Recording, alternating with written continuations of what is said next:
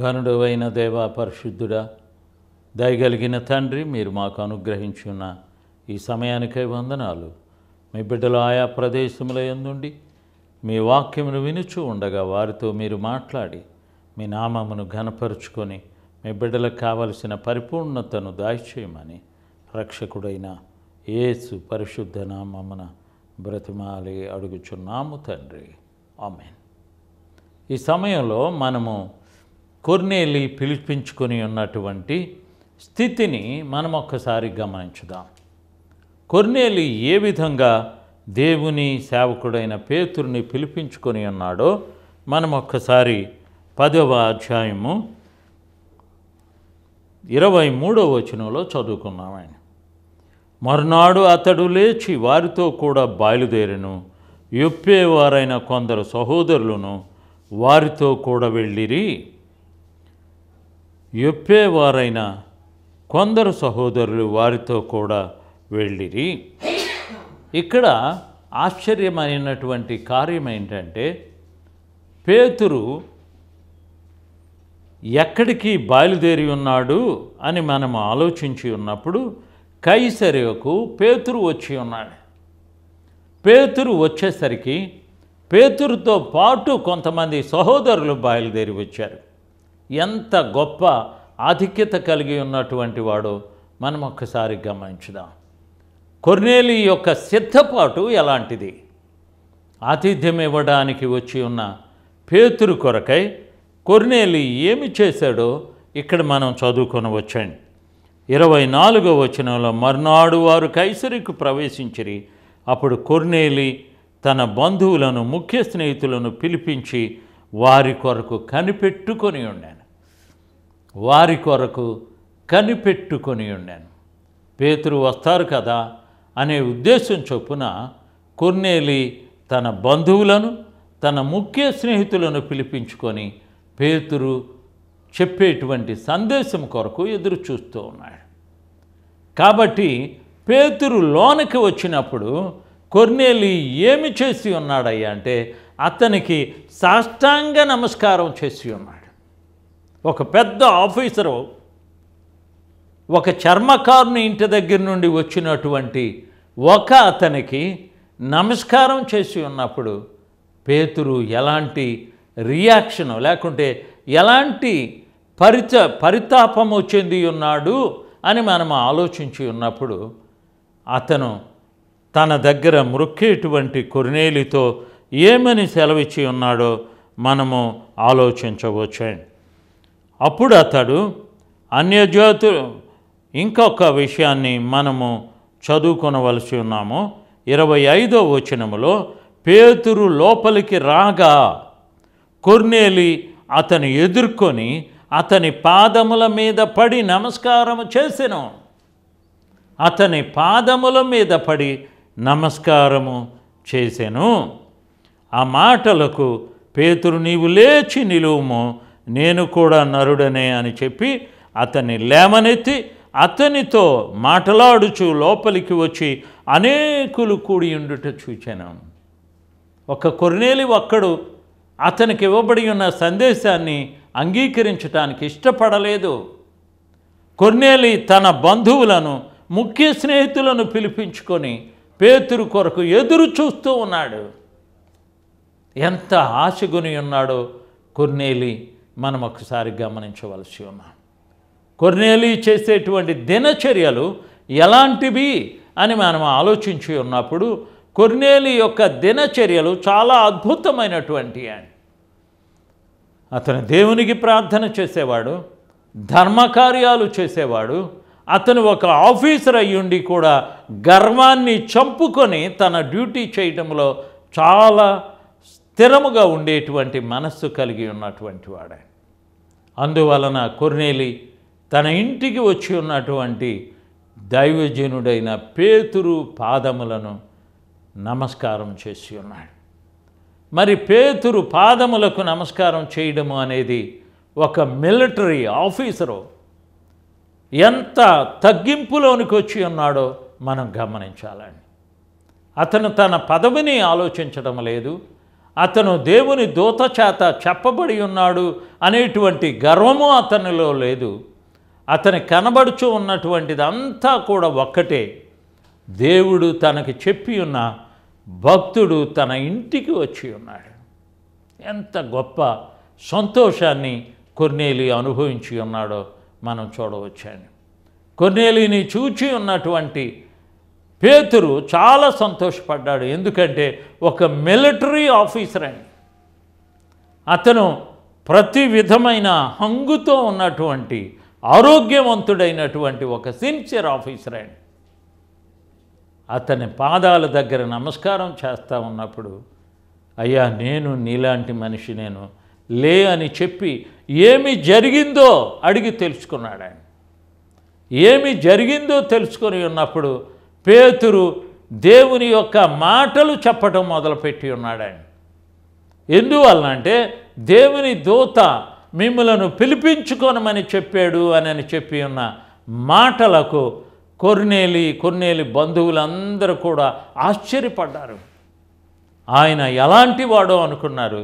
ఇప్పుడు పేతురుని వాళ్ళు చూస్తూ ఉన్నారు.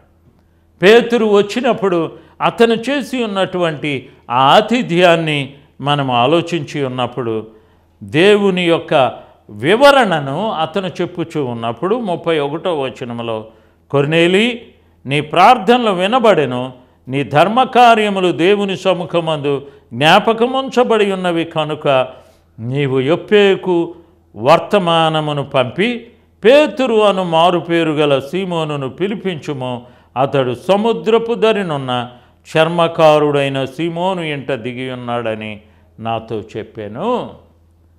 అతనితో ఆ మాటలు చెప్పబడి ఉన్నప్పుడు వెంటనే నిన్ను పిలిపించి తిని, నీవు వచ్చినది మంచిది, ప్రభువు నీకు ఆజ్ఞాపించినవన్నీ వినుటకై ఇప్పుడు మేమందరము దేవుని ఎదుట ఇక్కడ కూడి ఉన్నామని చెప్పాను.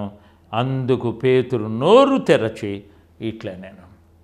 కాబట్టి మనము ఒక్కసారి పేతురు ఎలాంటి స్థిరమైనటువంటి మనస్సుతో వచ్చి ఉన్నాడో మనం ఆలోచించవలసి ఉన్నాం.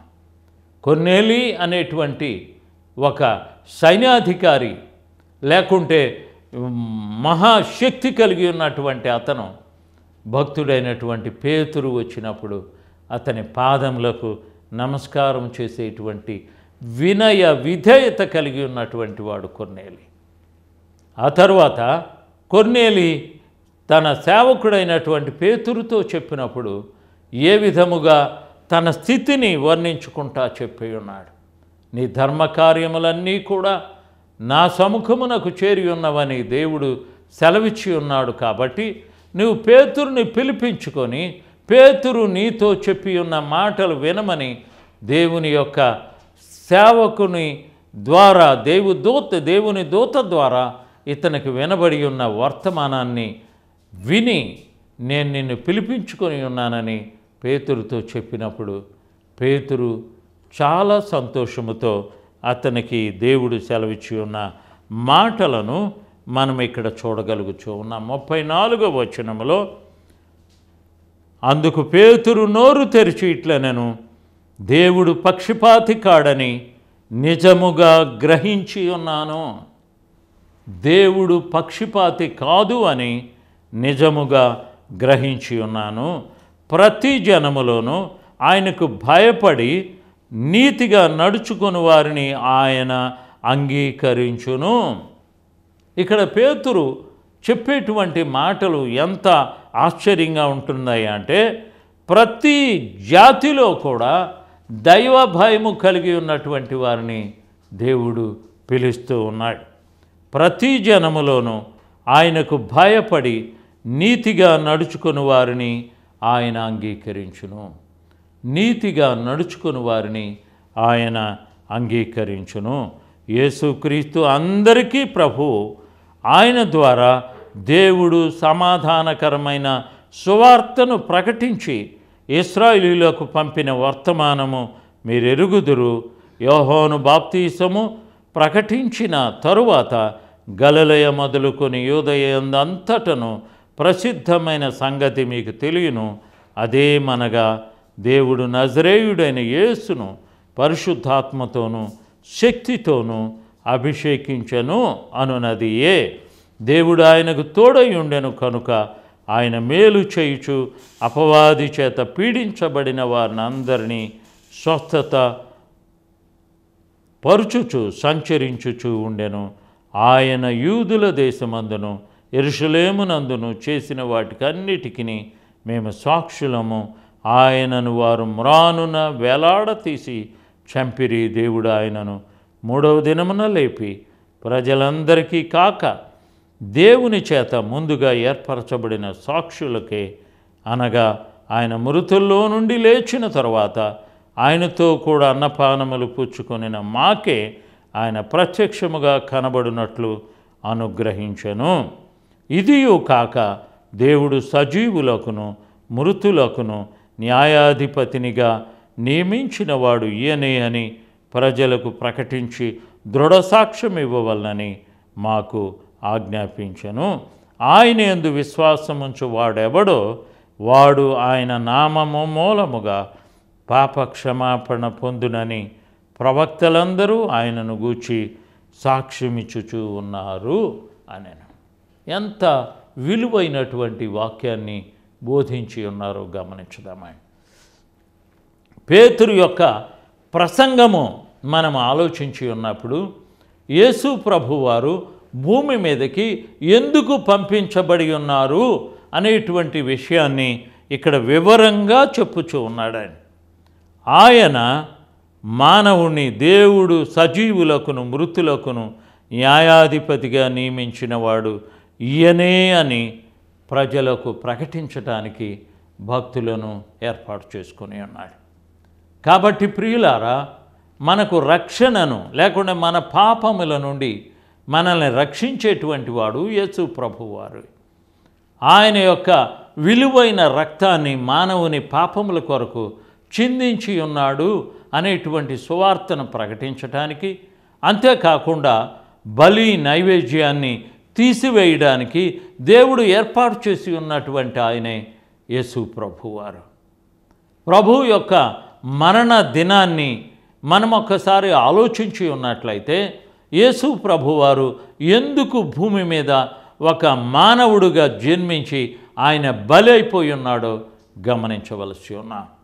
అంతేకాకుండా భక్తుడైనటువంటి పేతురు సెలవిచ్చి ఉన్న మాటల యొక్క సారాంశం ఏంటంటే, ఆయన నామము మూలముగా పాపక్షమాపణ పొందునని ప్రవక్తలందరూ ఆయనను గూర్చి సాక్ష్యమిచ్చుచూ ఉన్నారు అనెను. ప్రవక్తలందరూ ఆయనను గురించి సాక్ష్యమిచ్చి ఉన్నారు. మానవుని యొక్క పాపముల కొరకై సిలువలో బలైపోయినటువంటి యేసు ప్రభు వారిని గురించి మనకు చెప్పబడుచూ ఉన్న మాటలే ఈ రోజున మనం వినుచూ ఉన్నామండి. అలాగనే కొర్నేలి చెప్పే ఇంటిలో చెప్పబడినటువంటి సువార్త ఎంత బలమైనటువంటిదంటే ప్రతి మనుషుణ్ణి కూడా ఆకర్షించుకొని ఉన్నాడు.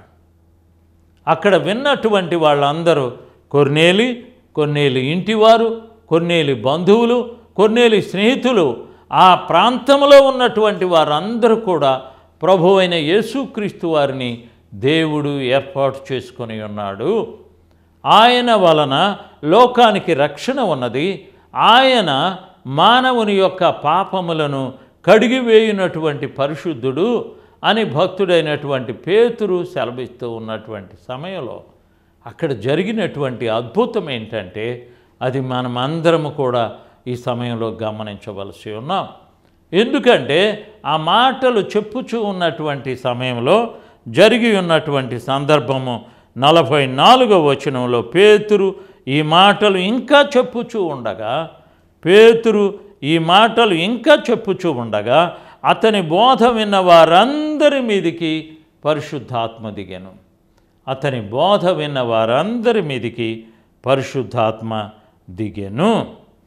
సున్నతి పొందిన వారిలో పేతురుతో కూడా వచ్చిన విశ్వాసులందరూ ఆ పరిశుద్ధాత్మ వరము అన్యజనుల మీద సైతము కృమ్మరించబడుట చూచి విభ్రాంతి నొందిరి.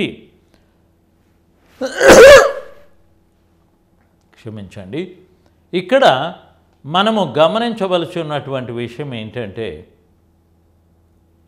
పేతురు బోధ విన్నటువంటి మనము ఆలోచించవలసి ఉన్నటువంటి సందర్భాన్ని మనము ఒక్కసారి జ్ఞాపకం చేసుకున్నాం. పేతురు యొక్క బోధ వలన బోధ విన్నటువంటి వారందరి మీదికి పరిశుద్ధాత్ముడు దిగి ఉన్నాడు. పరిశుద్ధాత్ముడు దిగి ఉండడము అనేసరికి కొన్ని అర్హతలు మనుషులకు ఉండాలండి.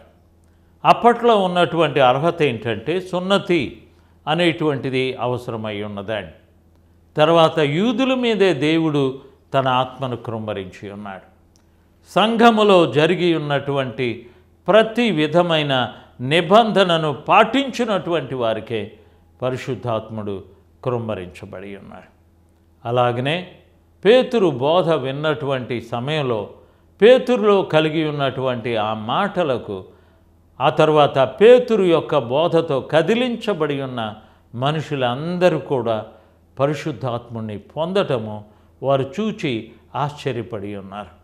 అంతేకాకుండా వారిలో ఆ అద్భుతాన్ని చూచి ఉన్నటువంటి సమయంలో అందరూ కూడా, ముఖ్యంగా పేతురుతో వచ్చి ఉన్నటువంటి యొప్పేలో ఉన్నటువంటి విశ్వాసులందరికీ కూడా ఆశ్చర్యము కలిగి ఉన్నట్లుగా మనం చూస్తూ ఉన్నాము. అందుకనే సున్నతి పొందిన వారిలో పేతురుతో కూడిన విశ్వాసులందరూ పరిశుద్ధాత్మ వరము అన్యజనుల మీద సైతము కృమ్మరించబడుట చూచి విభ్రాంతి నొందిరి.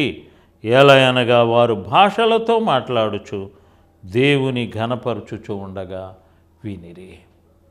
వారు భాషలతో మాట్లాడుచు దేవుని యొక్క కార్యాన్ని వాళ్ళు చూచి అందరూ కూడా ఆశ్చర్యపడారు.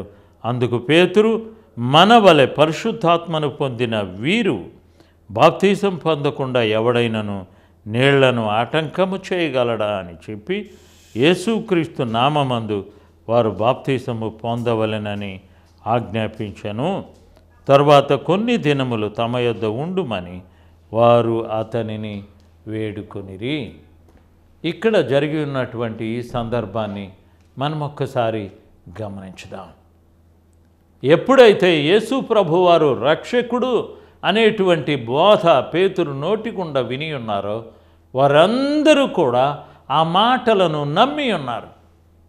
నమ్మటమే కాకుండా ఇది వాస్తవమో అని వాళ్ళు అనుకుని ఉన్నారు. కాబట్టి పరిశుద్ధాత్ముడు వారి మీద కృమ్మరించబడి ఉన్నారు. వారందరూ కూడా దేవుని యొక్క ఆత్మతో వాక్యాన్ని బోధిస్తూ ఉన్నారు. వారి హృదయాలన్నీ కూడా కదిలించబడి ఉన్నవి. వారు ప్రభువుని అంగీకరించడమే కాకుండా యేసు ప్రభువారు ఒక రక్షకుడని వారు నమ్మి ఉన్నారు. వారి పాపములన్నింటికీ కొరకు దేవుడు తన విలువైనటువంటి ప్రియకుమారుడైన ప్రభువుని పంపించి ఉన్నాడని వారు నమ్మి ఉన్నారు. అందువలన వారు బాప్తీసం తీసుకొనకపోయినప్పటికీ కూడా వారి హృదయాల్లో వచ్చేటువంటి నమ్మకాన్ని బట్టి, వారి హృదయాల్లో దేవుని మాటల మీద ఉన్నటువంటి యథార్థమైన స్థితిని గమనించుకొని వారందరూ కూడా పరిశుద్ధాత్మని పొంది ఉన్నారు.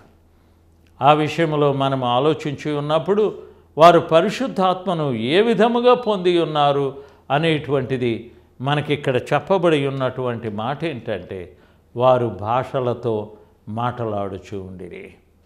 వారు భాషలతో దేవుని యొక్క కార్యాలని వివరిస్తూ ఉన్నారు. అనగా దేవుని యొక్క సంగతులను వారు ఒకరితో ఒకరు చెప్పుకొని చాలా సంతోషపడి ఉన్నట్లుగా మనం గమనిస్తూ ఉన్నాం. కాబట్టి ప్రియులారా, మనము ఏ దేశములో నుండి అయినా కూడా, ఏ భాషలో ఉండి అయినా కూడా, ఏ స్థితిలో ఉండి అయినా కూడా మనకు ప్రభు యొక్క మాటలు మనకు వినబడినప్పుడు మనం ఆ మాటలను నమ్మవలసి ఉన్నాం. నమ్మి ఉన్నటువంటి వారి మీదకి దేవుని యొక్క ఆత్మ కుమ్మరించబడి ఉన్నారు. అందువలన అక్కడ కొద్దిమంది అనేటువంటి మాట చెప్పబడలేదు. కానీ అతని బోధ విన్న వారందరి మీదికి పరిశుద్ధాత్ముడు దిగెను. అతని బోధ విన్న వారందరి మీదికి. అందువలనే అతని యొక్క బోధను గురించి 15వ అధ్యాయములో చెప్పబడి ఉన్నటువంటి విషయాన్ని మనం ఒక్కసారి అపోస్తుల కార్యము 15వ అధ్యాయములో వినబడి ఉన్నటువంటి మాటలను మనము చూచి ఉన్నప్పుడు 15వ అధ్యాయము 7వ వచనములో, సహోదరులారా, ఆరంభమందు అన్యజనులు నా నోట సువార్త వాక్యము విని విశ్వసించులాగున మీలో నన్ను దేవుడు ఏర్పరచుకొనినని మీకు తెలియను. మరియు హృదయములను ఎరిగిన దేవుడు మనకు అనుగ్రహించినట్లుగానే వారికిని పరిశుద్ధాత్మను అనుగ్రహించి వారిని గూర్చి సాక్ష్యమిచ్చను. వారి హృదయములను విశ్వాసము వలన పవిత్రపరచి మనకును వారికిని ఏ భేదమును కనుబరచలేదు. వారికిని మనకును ఏ భేదమును కనుబరచలేదు. అంటే మనం ఒక్కసారి ఆలోచించుకుందాం. వారు ఏ స్థితిలో ఉన్నటువంటి వారో మనము ఆలోచించి ఉన్నప్పుడు కొర్నేలి ఇంటిలో జరిగి ఉన్న సందర్భాన్ని మనమందరము కూడా ఒక్కసారి గమనించుదాం. కొర్నేలి ఇంటిలో పేతురు ప్రసంగాన్ని విని ఉన్నటువంటి ఆయన బిడ్డలందరూ కూడా పరిశుద్ధాత్మనితో నింపబడి ఉన్నారు. అందువలన పేతురు ఏమని చెప్పాడంటే, సాక్ష్యం ఇచ్చేటప్పుడు 15వ అధ్యాయములో అన్యులు ప్రభువుని అంగీకరించి ఉన్నారు అనేటువంటి బోధ నడుచుచూ ఉన్నటువంటి దినములలో, ఎందుకంటే 15వ అధ్యాయము 1వ వచనంలో కొందరు యూదయ నుండి వచ్చి మీరు మోషే నియమించిన ఆచారము చొప్పున సున్నతి పొందితేనే కానీ రక్షణ పొందలేరని సహోదరులకు బోధించిరి. రక్షణ పొందాలి అనంటే మీరు సున్నతి గైకొనాలి అని చెప్పినప్పుడు ఆ సందర్భంలో మరి పౌలుకి బర్నబాకి వాళ్ళతో కొంత వివాదము జరిగినప్పటికీ కూడా ఆ వివాదములో మార్పు రాలేదు. అప్పుడు దేవుడు పేతురుని ప్రేరేపించినప్పుడు పేతురు ఏ విధముగా అన్యులు ప్రభువుని అంగీకరించి ఉన్నాడో ఆ విషయాన్ని సాక్ష్యపూరితంగా వివరించటానికి అతను వచ్చి ఉన్నాడు. అతను చెప్పేటువంటి బోధ విన్న వాళ్ళందరి మీదకి పరిశుద్ధాత్ముడు ఏ విధముగా పంపబడి ఉన్నాడో ఆ విషయాన్ని పేతురు తేట తెల్లము చేయడం వలన వారందరూ కూడా పేతురుని ఎదిరించలేక పేతురు చెప్పి ఉన్న మాటలందు నమ్మకముంచి ఉన్నట్లుగా మనం గమనిస్తూ ఉన్నాం. కాబట్టి ప్రియులారా, మనము ఈ రోజున తెలుసుకోవాల్సి ఉన్నటువంటి విషయం ఏంటంటే, ప్రభువుని అంగీకరించేటువంటి మనుషులు చాలా గొప్పవారుగా పరిశుద్ధ లేఖనంలో చెప్పబడి ఉన్నది. ఏంటంటే, వారు తమ రక్తములో ప్రభువు యొక్క బోధను విని తమ ప్రభువు సిలువలో చిందించి ఉన్న రక్తము ద్వారా మనుష్యుడు పాపక్షమాపణ పొందును అనేటువంటి బోధ విన్నటువంటి వారందరికీ కూడా ఆశ్చర్యాన్ని కొలుపుచు అలాగనే ఆకర్షితులైనట్లుగా మనం చూస్తూ ఉన్నాం. అలాగనే ప్రియులారా, మన స్థితిని ఒక్కసారి పరిశీలించుకున్నాం.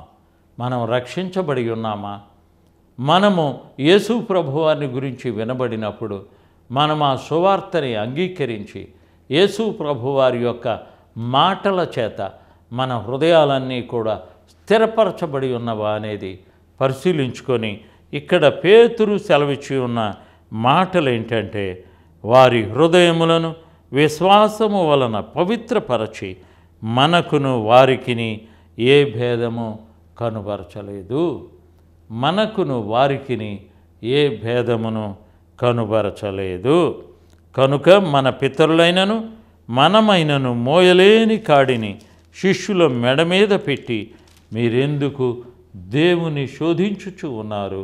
ప్రభు అయిన యేసు కృప చేత మనము రక్షణ పొందుదుమని నమ్ముచున్నాము కదా, అలాగే వారును రక్షణ పొందుదురు అని చెప్పి ఉన్నాడు.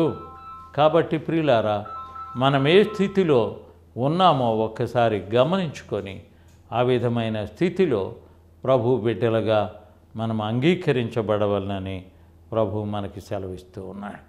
కాబట్టి మనమందరము కూడా యేసు ప్రభువారిని రక్షకునిగా అంగీకరించవలనని ప్రభు పేరట మనవి చేస్తూ ఉన్నాను. ప్రార్థన చేసుకున్నాం. ఘనుడవైన దేవా, పరిశుద్ధుడా, మీరు మాకు అనుగ్రహించి ఉన్న ఈ వాక్యమునకై వందనాలు. పేతురు కొర్నేలి ఇంటిలో చెప్పబడి ఉన్న బోధ వలన వారందరూ కూడా విశ్వసించి ప్రభువుని అంగీకరించబడమే కాకుండా పరిశుద్ధాత్ముడు వారికి భాషల వరాన్ని కల్పించి వారందరూ కూడా మారు మనసు పొంది యేసు ప్రభు వారిలో ఉన్న రక్షణ స్వాస్థ్యమును అనుభవించినట్లుగా చేసి ఉన్నట్లుగా మేము కూడాను ప్రభువుని రక్షకునిగా అంగీకరించి ఆయన ద్వారా మేము మేలు పొందులాగున మీ సహాయమును దయచేయండి. వినుచూ ఉన్న ప్రతి శ్రోతను మీరు దీవించండి ప్రభువ. వారందరూ కూడా ప్రభువును గురించి తెలుసుకొని పశ్చాత్తాపపడి ప్రభువును హత్తుకునేటువంటి మనస్సును వారికి దయచేయమని మా రక్షకుడును మా ప్రభువును అయి ఉన్నటువంటి యేసు ప్రభువు వారి అతి పరిశుద్ధ నామమున మిక్కిలి బ్రతిమాలి అడిగి వేడుకుంటూ ఉన్నాము తండ్రి. ఆమేన్.